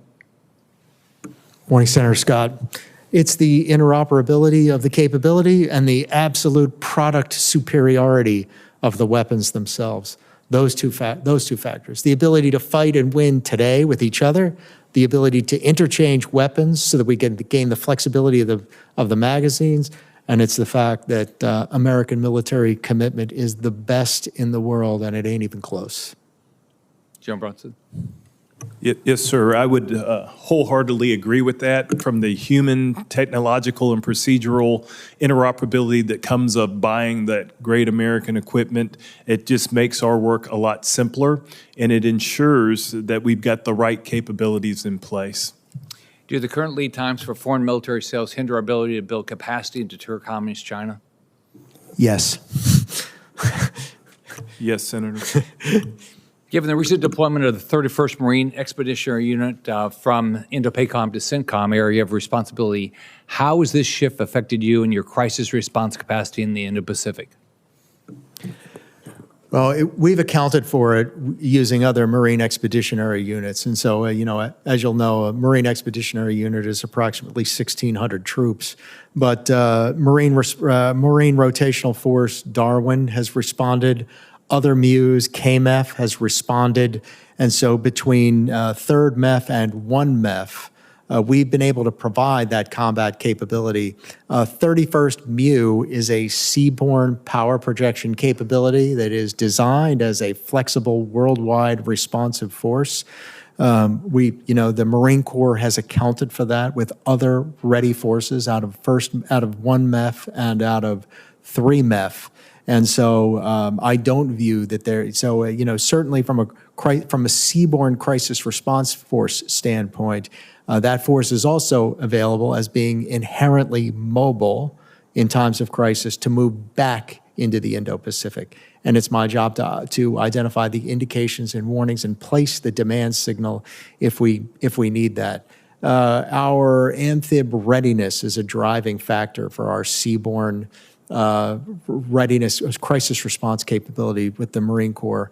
And we've got to continue to pay close attention to our amphibious force and increase our number of amphibious ships and the readiness of those ships. Thank you. Admiral Paparo, in prior testimony, you said logistics remained a critical challenge in the Indo-Pacific because of long distances and widely distributed operations. So is it correct that the Pacific Air Forces are working with innovative companies to demonstrate dual-use autonomous air cargo operations in theater this year? Yes, sir. AFWorks, in coordination with PACAF, is doing experimentation in order to be able to put a 20-foot shipping container anywhere in the world employing unmanned capability, and we can't go fast enough on that. So do you see a role for aircraft autonomy for addressing logistics challenges going forward? I see a role. I see it being indispensable for the future. And how are we going to get this all done? Well, I think innovating faster, investing faster. I think that taking risk in our investments, risks in such a way that program failure means that you can rededicate those monies to another vendor that's able to do it, but cultivating a competitive environment by allocating funds to innovative and experimental companies, by getting the technical community to rapidly grant the authority to operate to those companies, and to trade our strategic risk by taking a little bit of program risk, as we've done in the past. Well, thanks both of you. And again, thank you, Senator Moody. Rapid fire questions and rapid fire answers. Senator Kelly. I didn't see our left line. Thank you, Mr. Chairman. So Admiral Paparo, Congress right now is actively considering my Ships for America Act alongside the President's Maritime Action Plan. And this is to rebuild U.S. commercial shipbuilding and shipbuilding capacity, and to strengthen our maritime industrial base, grow the workforce, all those things I think we all recognize that we need. And it's because of decades of decline in commercial shipbuilding, which has created, in my view, a national security risk. It's also weakened our ability to build and sustain naval vessels. With Senator Scott, you talked about amphibs. So given that linkage, do you agree that revitalizing our commercial maritime industrial base is essential to strengthening Navy shipbuilding and reducing the delays in delivering ships like amphibs or another Virginia-class submarine, et cetera? And how urgent is it that we make these investments now to ensure that we can meet the demands in the Indo-Pacific? Senator Kelly, good morning. I strongly affirm that statement. U.S. overall commercial shipbuilding is 0.1% of global capacity. China enjoys over 50% of global shipbuilding capacity. Their civil military fusion system is how they've employed so much more naval shipbuilding capacity. Having the workforce that can move with alacrity from one type ship to another, just the basic trades, regaining that is absolutely essential for our defense in the 21st century. Yeah, we need to train the welders, pipe fitters, electricians, but also have the companies that supply pipes and valves and steel. You have a bigger overall maritime industry that's going to help us build naval vessels. Another topic I want to touch on, we talked a little bit earlier today about Ukraine and how it relates to the Western Pacific in a fight with China, which I do not believe is inevitable. I think we should do what we can to avoid a conflict with a near-peer adversary, especially one who has nuclear weapons, with an arsenal that's growing. The Ukrainians and the Russians, have learned that autonomous systems in a land war is the key to success. I was in a hospital in Ukraine about a year ago and met with 10 injured soldiers. 9 of them were injured because of FPVs. 1 had stepped on a landmine, which may have been put there by a drone. So drone warfare is where the casualties are created in this war. When you think about the Western Pacific with islands fighting from one island to the next, maybe eventually on Taiwan, How do you think these systems will evolve to be useful, and what should we be doing here at home? We're certainly gaining an education here, but what should we be doing now to make sure we have the autonomous systems that'll work in a fight in the Western Pacific? Senator, it's not just land warfare too. In addition to that point, it's assault warfare, which is one power wants to take another power's land and subjugate its citizens. And those principles of assault matter from ground assault, airborne assault, amphibious assault. And so the lessons are all salient, which is that you raise the cost of assault, which doctrinally is always 3 to 1, but the proliferation of mass cheap kill makes it more like a 20 to 1 or a 100 to 1 ratio. And all things being equal, if all sides are employing to their utmost, it makes assault much more costly and favors the defender. And so we can't move fast enough in this meta trend. And what characterizes it is not that it is unmanned, it is that it's cheap. The unmannedness is what makes it cheap kill. And so, I think moving quickly, innovating quickly, granting authorities quickly, experimenting, taking risk by programming and by feeding those industries, as it is in the 1.5 in this year's budget submission. That I think that's the way ahead. All right. Thank you, Admiral. Thank you very much, Senator Sullivan. Thank you, Mr. Chairman, Admiral, General. Good to see you both. Thank you for your great service to our country and your staffs, too. I know they're doing all the hard work there, so I appreciate that. Admiral, I wanted to, actually, General and Admiral, I wanted to follow on Senator Ernst's question on energy. My state, we're working on a huge LNG project. We've been working on it for a number of years. We were the first place anywhere in the world to export LNG. We started exporting LNG to Japan in the late 1960s from Alaska. No choke points, 6-day cargo shipment. There's a lot of choke points around the world. The Panama Canal is one too, so all the Gulf LNG we get to Asia also takes a lot of time. You mentioned, well, she asked you the question, Senator Ernst, are we moving fast enough? I liked your answer. We can never move fast enough. But would it help our allies, and of course our military, that you're responsible for, Admiral, in Alaska, to have 50 to 100-year supply of clean-burning Alaska natural gas? We have one of the largest reserves of natural gas on the north slope of Alaska, anywhere on the planet. But it would it help to get that to our allies very soon? Japan, Korea, Taiwan, Thailand, the Philippines, they're all really interested in this project. And we're trying to get the federal government, federal agencies to focus on. The president has made it a top strategic priority, highlighted it in his State of the Union last year. How would that help you? Senator Sullivan, good morning. It would, first of all, we track the number of LNG reserves among our Indo-Pacific partners is in single and low double-digit weeks. Yeah. And LNG as a key critical element of powering the societal resilience, the economic resilience, of tightening our partnerships across the security, energy, trade, technology stack, and then to do so unfettered by choke points that would-be adversaries could close, where we could do the picking and choosing of our partners to link those things.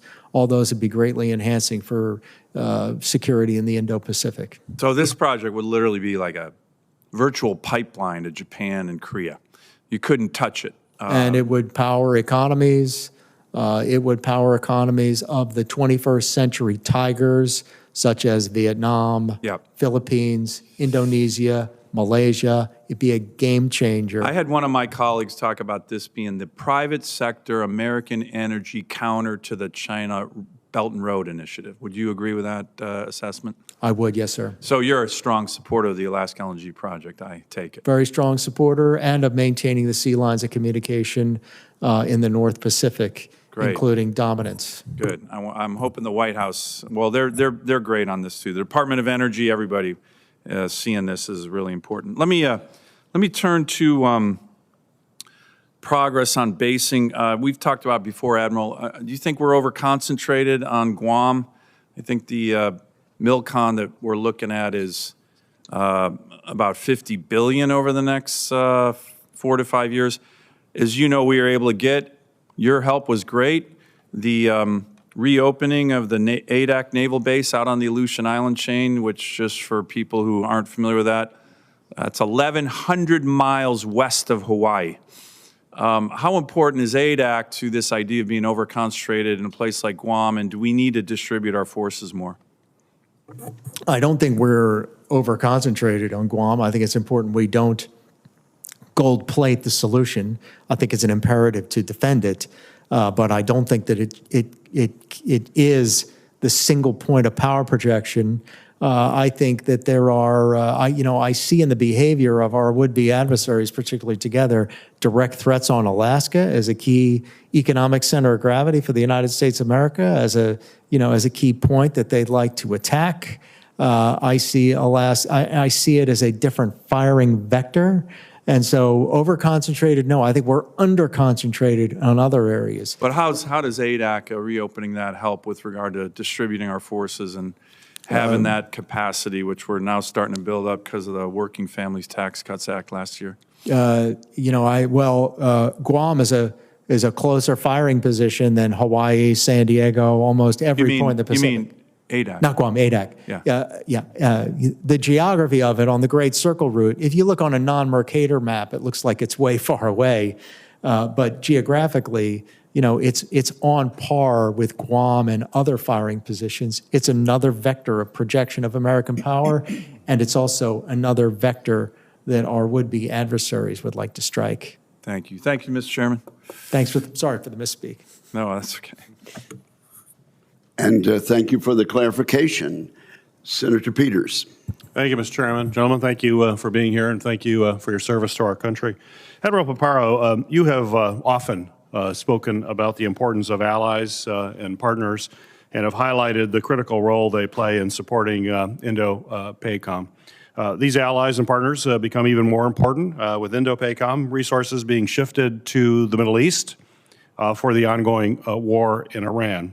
So my question for you, sir, is how are you ensuring operations in Iran do not impact our regional deterrences, including ongoing collaboration with our regional allies and partners in the area? And how are you ensuring we maintain these critical relationships during a time of increased global insecurity? Morning, Senator Peters. I think our entrepreneurial approach to maintaining our operations, our activities, our exercises with our Indo-Pacific partners has been one key. And Balakatan is an example where there are 18,500 plus troops, 19,000 in the biggest Balakatan ever, in the way that we've been able to shift capabilities around to maintain those operations and our exercises. Japan is participating for the first time ever in Balakatan, and that's an example of our deepening alliances and our partnerships.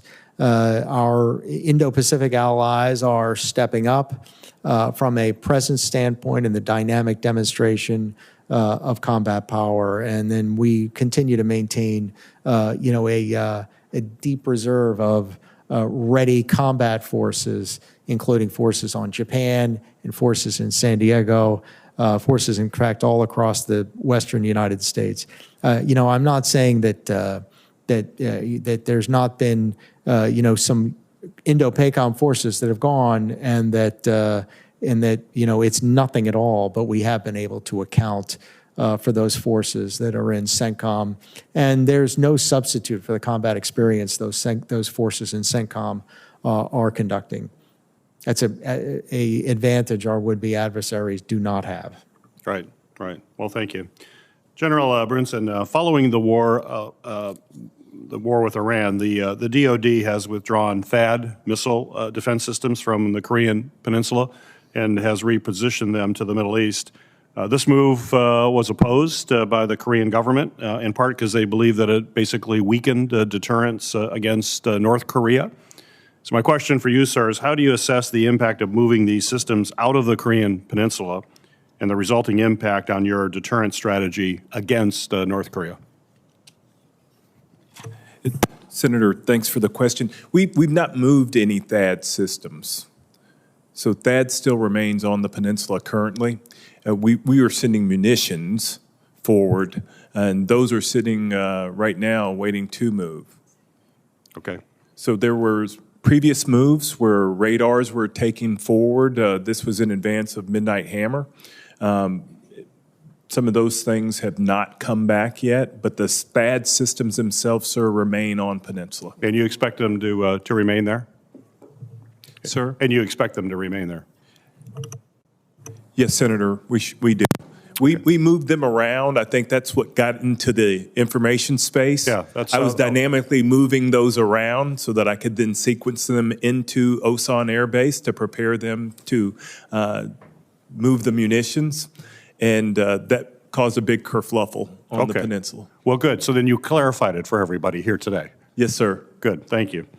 Admiral Paparo, yeah, as you know, the KC-46 refueling tanker not only strengthens our ability to project power despite China's growing threats, but also enhances our interoperability with our partner nations as well. So my question for you is, given the sheer size of the Indo-Pacific, how critical are KC-46 tankers for enabling these operations? And with Japan now acquiring KC-46, how does that shared platform enhance our operations in the region? Senator, at a classified level, you'd be awed by how many millions of pounds of fuel we must have airborne during our most pacing operations in order to succeed in conflict. I applaud the Air Force's accelerated acquisition of KC-46, reopening the line, and we can't go fast enough. Great. Thank you. Thank you, Mr. Chairman. Thank you very much. Senator Moody.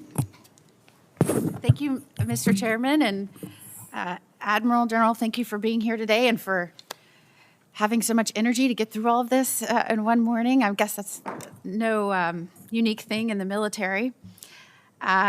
This is my first open hearing as a member of this committee. It's certainly an honor, and I am in awe of anyone that signs up to make this their professional career and dedicate their lives to this. The oldest boy in our family has done that, and I so respect you and thank you. I appreciated also the opportunity to meet with you personally prior to today, and I hope you know I am here to support your men and women and forces in whatever way you need. Certainly, it's my hope that everyone on this committee comes here with that intention. As I look to the future of America's military, I know much of what we're trying to do now is align our military power with our industrial and innovation base here at home. I think you said that is something that we should prioritize, and that moving forward to keep pace with innovation and technology, we have to do that. My question for you is, and I wholly support that. I see that our president and this administration has placed an emphasis on that and has stood ready to support that. Is that what you think we must do to keep pace with China? And what ranks equal to that in prioritization to do that? Senator, I think the extent to which in the early 1990s is that the defense space went into the defense space and left some of the commercial spaces. I think that was I don't want to call it a strategic error, but it was a strategic accident in the way that it used to be that commercial and military integration was a key strength, and each fed off of each other. So refinding that connection between civilian innovation and military innovation, I think is really key and essential in this changing character of warfare, while we meet the strategic moment with the changing technical environment, the technical revolution that we're living in it now at this time, and then having a military that is the most tech-savvy military in the world is going to be a key competitive advantage. In addition to trying to bring innovation, industrialization back to the homeland, this administration and certainly many of us on this committee also are eager to see and are valuing more of our both formal and informal allies throughout the world stepping up, being more players in ensuring peace and stability throughout the world. I think watching what's happening in the theater under your command, I think watching what some of our allies and partners are doing in that region where they're responding more actively, asserting sovereignty, pushing back against coercive action, certainly as it relates to China, encroaching upon some territorial waters. Are you noticing that happening more? Do you think there are things that we can do in Congress or even within the military to encourage more of that? Senator, I do see increasing cooperation. One of these examples is Japan's active member participation in Balikatan. The fact that Japan is actively participating in a Philippine exercise that affirms its ability to defend itself, the reciprocal access agreements that Japan has made with Australia, the growing relationships in every exercise program, including with Indonesia, in Super Garuda Shield, in Malaysia with Kara Strike and Bersama Warrior. Throughout the theater, we see the partnerships nation to nation are growing. Certainly, our role at Indo-Pacific Command is one to cultivate that, but we're frequently very pleasantly surprised at the nation-to-nation connections that they're making in and of themselves, and rightly so, because each is a sovereign and each lives in the neighborhood, and those are relationships that go back centuries. Thank you so much. Thank you, Mr. Chairman. Admiral, thank you for your answer there, and Senator Moody, thank you for directing our attention to that aspect of what we need to consider.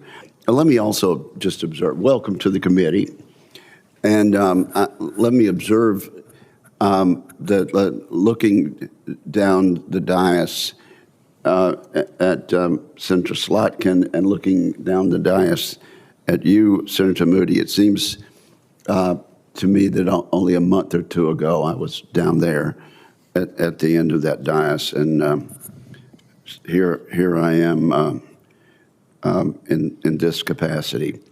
So thank you very, very much. And with that, I recognize Senator Slotkin. Thank you, Chairman, and welcome to Senator Moody. Happy to have you on the committee.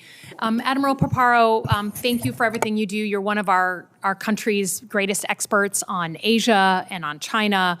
And I'm thinking about the summit that's about to happen in a month. Huge summit between President Trump and Xi Jinping. And I'm personally struggling with what our policy and our plan is going into that summit. And just to review the bidding, we put tariffs on a whole bunch of things. At one point, we had more tariffs on Canada than we did on China. On ag, China used to be our biggest purchaser of soybeans. Now we're approving billions of dollars to bail out U.S. farmers. Unfair trade practices, which we know China is legend for. There's been zero moves made to hold them accountable. On technology, we've given China our most sophisticated AI chips that our own American companies are desperate to get their hands on. We've picked a fight with Anthropic, which is our most advanced AI tools embedded in DoD systems, when we're in the middle of a really important AI race with China. We've cut plans to impose sanctions on China for Salt Typhoon, for cyber attack. We've cut research and development in our universities while China is surging ahead. And now we're headed to this summit. So I will admit that I am concerned about what we're going to offer and get from this summit.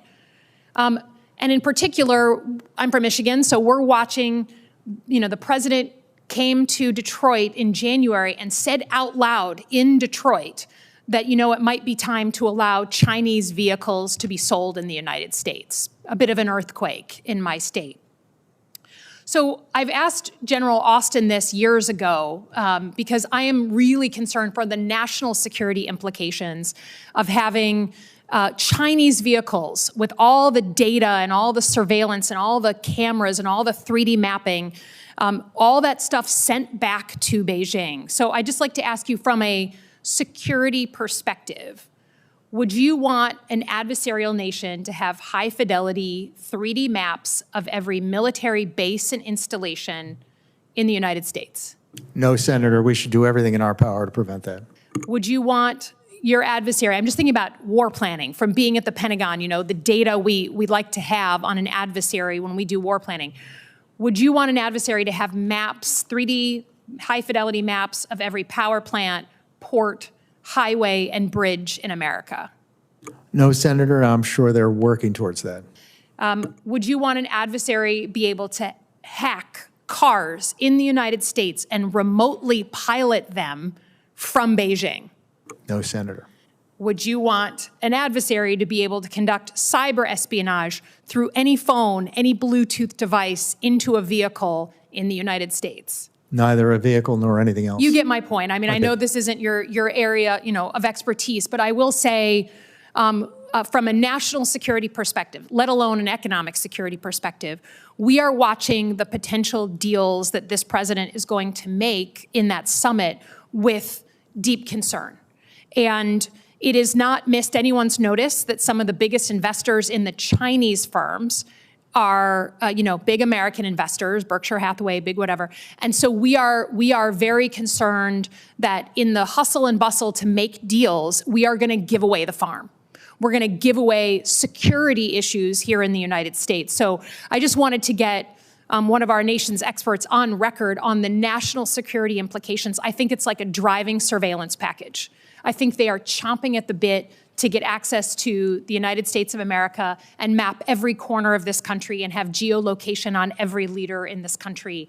And I just wanted to raise that to attention. We have a bill coming up in NDAA just to ban Chinese vehicles from any sensitive military location as a bare minimum. But I would say my first bill in this body was to ban Chinese cars from ever being sold here, and I pray that that is not where we are going from a national security perspective in less than a month. So thank you for your time, and I yield back. Senator Cotton. Welcome, Admiral, General. Thank you for being here, and thanks for your service and the men and women you represent. Admiral Paparo, I know there's been a lot of conversation today about our munitions and the effect the Iran war is having on it. But in reality, it's not just the Iran war, and it's only lasted for 7 weeks. We've been supporting Ukraine now for 4 years. And some critics of that effort have cited the munitions challenges we have as well. But isn't it fair to say that neither Ukraine nor Iran caused the munitions challenges we have, but rather exposed just how brittle our defense industrial base is and why it's so important to rebuild it rapidly? I acknowledge and agree with you. Most of our problems are our own. So in a hypothetical world where you never had Operation Epic Fury or Midnight Hammer, or for that matter, you didn't have Vladimir Putin's second invasion of Russia, it might not have been exposed, but our defense industrial base, especially when it comes to munitions production, would have still had those underlying challenges. It just might not have been focused on quite so much. I agree, Senator. Thank you. On Taiwan, I know you talked with Senator Shaheen about their defense budget. There's also the question about national resolve. That's a hard thing to judge, and it's more a question of political judgment and statecraft than it is military matters. But what's your sense as a career military man of Taiwan and their willingness to go to the mattresses to defend their nation? I have a great deal of faith in Taiwan's military-age population's willingness, capability, and will to defend themselves, orders of magnitude above others. I was going to ask you to name the others, but I guess that would be in politics, so I won't ask you to do that. What I'll say is that Ukraine demonstrated relatively low numbers in polling pre-conflict, and they've responded as admirably as a society can. Taiwan's polling is orders of magnitude above that leading me to positively assert their willingness to defend themselves. Just common sense, like you don't have to have access to that kind of data. I think common sense would say if you're sitting in Taiwan and you're a mom or dad and you're worried about your son's or daughter's future, grandma or grandpa, and you look at what communist China has done in, say, Macau and Hong Kong, once they gain control of those territories, you wouldn't want them to gain control of your territory. Is that correct? Yes, sir. Does the military have full and proper focus on that threat? For us, we're a globe-spanning superpower. And Bob Gates once testified in this committee after he had left the department and was probably a bit more free to speak, that we have a almost perfect record of predicting our next war since Vietnam. We've gotten it wrong every single time, whether it was Grenada or Panama or Iraq the first or second time or the Balkans, Ukraine, what have you.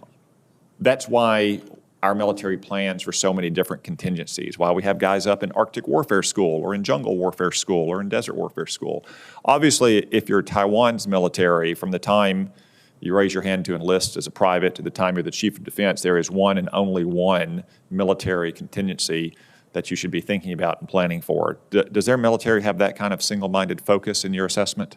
I do see that in their military, and I think that they're working really hard, and I'm seeing success in their building the kind of operational concepts that will lead for them to be successful in thwarting an invasion.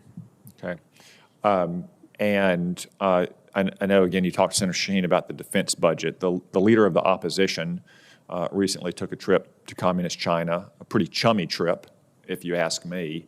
Does that raise concerns with you? I don't expect you to comment on the domestic internal politics of Taiwan, but about the direction of defense spending in the future?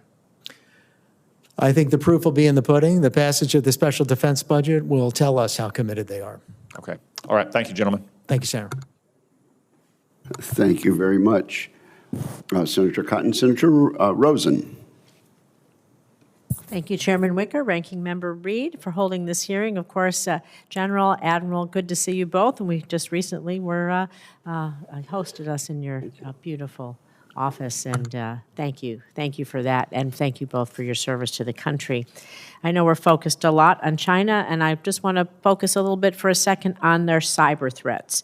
So, Admiral Paparo, as you stated in our recent meeting, the cyber threat landscape in the Indo-Pacific is increasingly complex. China is emerging as a significant and evolving actor in the cyber domain. So as we look to enhance our posture and partnerships in the critical region, it's essential we understand the scope of Chinese activities and how we can effectively counter their influence, particularly when it comes to cyber threats, disinformation rampant, and the targeting of infrastructure. So, Admiral, how do you assess the Chinese cyber threats, their capabilities? How's Indo-PACOM working to expand your mill-to-mill cybersecurity cooperation with our regional allies and partners to defend against, I guess, an all-of-the-above attack from the PRC's aggression? Morning, Senator Rosen. Cyber is the first battle, and in fact, we're engaged in cyber. The PRC are engaged in cyber operations worldwide, and that includes not just Salt Typhoon and Volt Typhoon. From a mill-to-mill standpoint, are essential operations where exposing the PRC's penetration of our allied and partners is really key, and then assisting them in closing those vulnerabilities.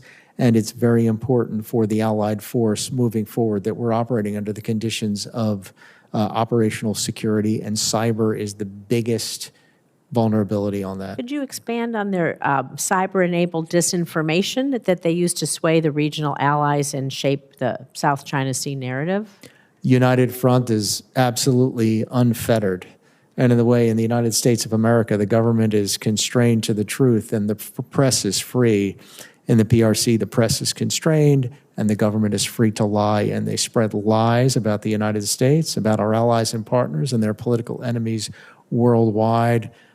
They are active, and that's all over the theater and, in fact, all over the world. They're United Front. We have a lot to do in that regard. I'm going to ask my next question to both of you a little bit about the Indo-PACOM strategy, because the 2020 6, National Defense Strategy removes the designation of the Indo-Pacific as a priority theater and no longer refers to China as the pacing challenge, placing increased emphasis on the Western Hemisphere instead. Compounded with the ongoing military operations in other theaters, it raises concerns, of course, that the resources and attention required to maintain stability in the Indo-PACOM area of responsibility, but that they're being diverted elsewhere, degrading our U.S. and allies' readiness in the Pacific. So I'm going to ask this to both of you for the short time that I have left. What do you assess the Chinese and North Koreans are learning about the U.S. military and our military strategy from Operation Epic Fury?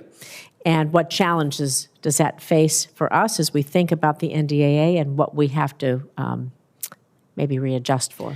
To both of you, please. Senator, I'll offer that the National Defense Strategy notes that deterring China is the second line of effort right behind defending the homeland. And so I will say that that the department is focused on a denial defense starting at the first island chain, and the Department of Defense is focused on deterring Chinese aggression.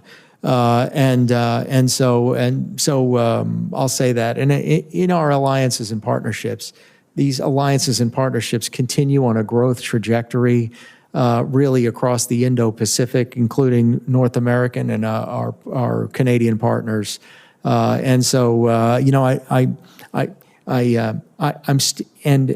operations elsewhere are accounted for with some entrepreneurial creativity. And for now, I don't see any real cost being imposed on our ability to deter China. And I'm sorry to take exception with the statement, but the four pillars of the NDS, I really do see. I guess my question was more, and we'll give a moment for General Brunson, was more, what do you think as we're in a war right now, our adversaries are learning about us, our capabilities, and our strategies? How will that change the plan? But I only have a few seconds I'm sorry left, so I wanted to give a moment to Go General ahead. Brunson. Ma'am, as we look at our friends, partners, and allies in the region, one of the things that I think is absolutely noteworthy is where we sit. So you were just in Korea. We sit right there with our partners, right there with our ally, to be more exact. And what that gives us is an opportunity to absolutely demonstrate to them every day by our continued involvement with them, settling disputes face to face, by having our officers inside their headquarters, planning alongside them for the defense of that land. And so I think that you could look at the document. You also don't have the secure or a secret annex to that. Yeah. You could just take that at its face. But I think our presence means so much more.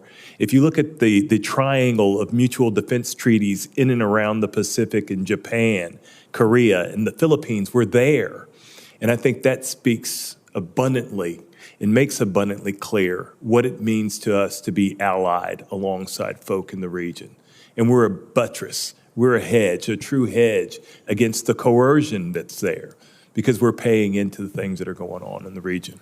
Thank you. I think it's up to. Can I have a reattack on what? It's up to the chairman if he'll give you some more time. So I can give the senator an answer and send a non-answer. No, Senator. No, Admiral Paparo. I'm not going to. Yes. Go ahead. Thank you. One, they're impressed by the operational acumen that's being demonstrated by the Joint Force. Number two, they see the power of AI and intelligized warfare, as they call it, as a 21st century advantage. They're right to see that.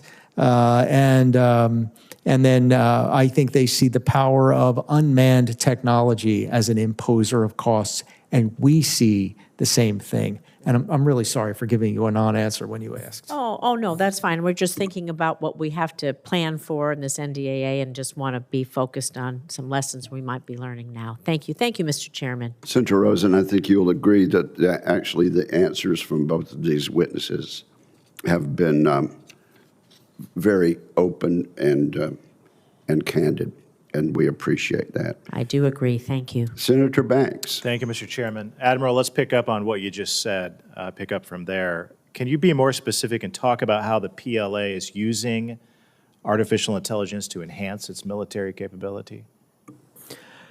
Yes, sir. At this level, I think they see AI's power from a targeting standpoint, mass data analytics to quickly discern where the target is, given the covariance among all of the factors that come into various sensors. I think they see the power of AI for strategic decision-making, to know the game that you're playing, to be able to suss out what an adversary's intentions are. I think they're right to see that, and who masters that technology, and more importantly, the adoption of that capability, is the one that's going to have the offset advantage in the 21st century. Can you measure, do they have an edge on us? I mean, if you measured them versus us when it comes to AI with military capabilities? I think the United States has product superiority in agentic tools and as well as LLM tools. I think the United States has product superiority in compute, which powers those. I think the PRC has got some key advantages in robotics, and we've got to move faster, and those robotics can be employed for cheap, at-scale kill capabilities, and we have to increase our game on that. And I think that our lead is a tenuous lead of 6 months to 12 months at the most, and we've got to maintain and advance that lead with an emphasis on data, on compute, on application, including AI application, and most importantly, on human adoption. So that's really concerning, especially coming from you, because no one in the world understands all of this stuff and how important it is than you do. And I take it from that you would agree that AI is a dual-use technology that enables military power. Yes, sir, I do. How big of a strategic advantage is it for the U.S. To have more and better high-end chips than China does to develop our AI? This is at the heart of compute. High-end chips enables fast compute at lower sources of energy, at greater volumes. High-end chips is Moore's law personified, and having that advantage is an absolute critical pillar of those four elements. Maybe dumb this down for us and explain a little bit more why that's the case. You know, the complexity, the short distance, the short distance of compute and the exchange of electrons makes our chips faster, able to compute more data faster at lower energy levels. It increases the efficiency of our computers. It enables us to compute faster and at higher volumes and at lower energy requirements. It's a key critical advantage. That, along with data and then the software and firmware applications that pile on top of it, we've got to maintain our lead on that, including our AI tools, both our large language models and our agentic models at frontier AI. So take that a step further. What would happen if our advantage was eroded by the Chinese getting access to advanced chips that they otherwise don't have access to, that they can't produce domestically? How would that impact us militarily in this AI competition that we have with China? Increasing with AI, the ability to compute better and faster is the ability to think better and faster. And every other form of warfare, whether it is drone warfare, missile warfare, all of those forms of warfare are commoditized. And so the overarching factor around all of it is compute and decision superiority. That's the combination of our ability to compute and the ability of our ability to adopt. So I want to be really clear about this. If the PLA has access to more advanced AI, it would likely improve its warfighting capabilities, as you just said, at the expense of American service members in the event of a conflict. I associate myself directly with that comment. Not likely, undoubtedly. Yeah. Thank you. Thank you again for being candid and for your leadership and all that you, General, thank you for your service as well. I yield back.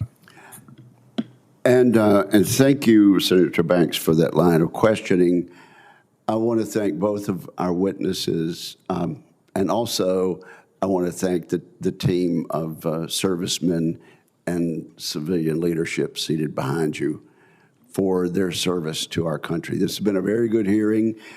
feel free and feel encouraged to supplement your answers on the record if you so choose.